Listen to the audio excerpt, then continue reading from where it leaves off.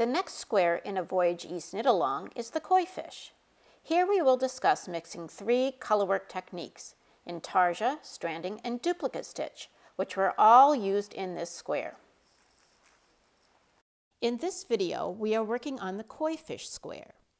3 different colorwork techniques were used to make this block: intarsia, stranding, and duplicate stitch. It is a good idea to look over the chart before casting on and decide how many bobbins you might need in each section. Note that while you are working on the square, you may decide to strand across or do some small areas in duplicate stitch. Let's look at the background colors. There is the blue, which is color number 3 at the bottom half of the chart, and the purple, color number 43, at the top of the chart. Since you need a good amount of yarn for each of these colors, you should wind a large ball of each of the colors. You could also, however, work straight from the ball, as I did in this case. For the purple, on this side, you could work straight from the ball, and down here on the blue, on one of these sections, you could work that, instead of doing a bobbin, works directly from the ball, and then for the second half, use a bobbin. I found that that worked quite well. Now look at the fish motif itself. Before I started this square, I decided that I would use only one ball of the yellow, color number 35, and strand it across the smaller sections of color. When I got to the mouth, I joined the black on row 6, which is a wrong side row.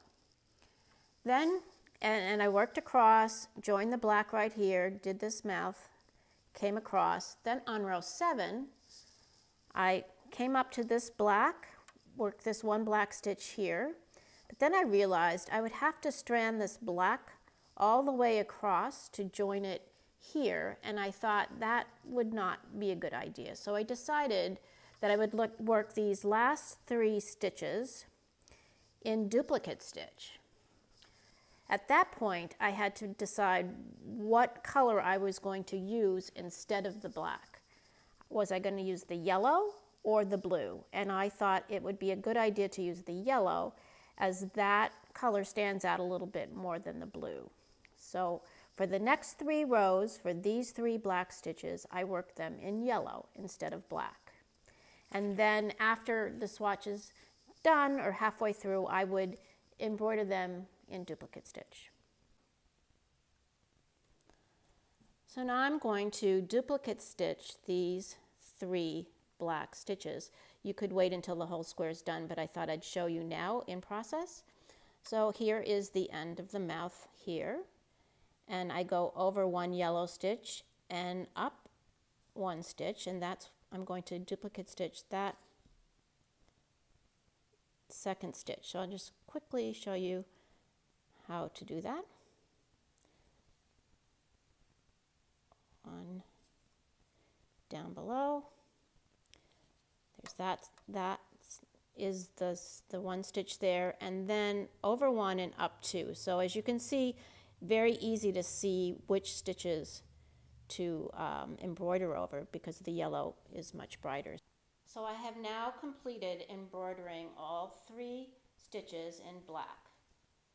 This here on the corner and these 2 stitches here. And I think it's much easier than having to strand across, and it makes a nice flatter piece. I'm going to talk a bit about stranding now. As I mentioned before, I decided to use just the 1 skein of the yellow, number 35, for the fish, the background of the fish, and strand that yellow across those smaller sections of the black or the pink. Now when you get up to an area where you have to work 5 pink stitches, you have to strand that yellow across those 5 pink stitches.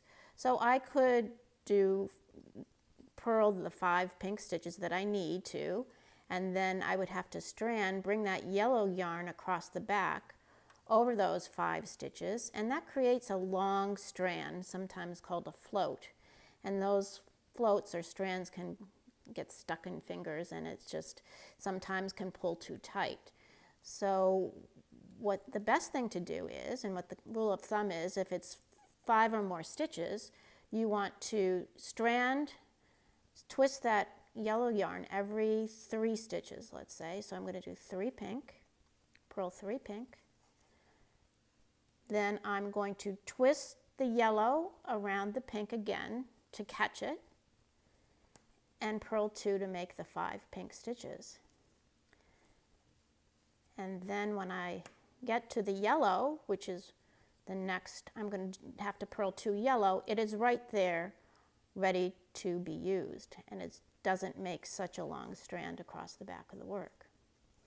And purl the 2 and then continue to the end of the row. So as you can see here, I'm stranding the yellow across, but the floats or strands are shorter than in some places where you have 5 or more stitches, and that's why we call it stranding. The other thing I wanted to make a note of is when you have so many different colors going on in one square, it's a good idea to start weaving in some of the ends of those colors which you no longer need.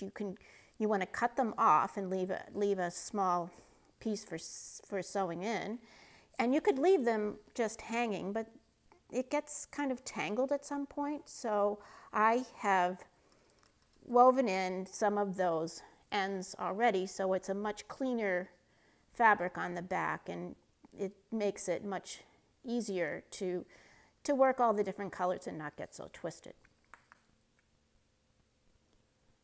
You will notice in this pattern and in a few of the other patterns that in the materials it calls for scraps of black or charcoal. And what that means is not any particular skein, but in many of the silk garden skeins, you will find areas of either very dark colors, black or gray or charcoal.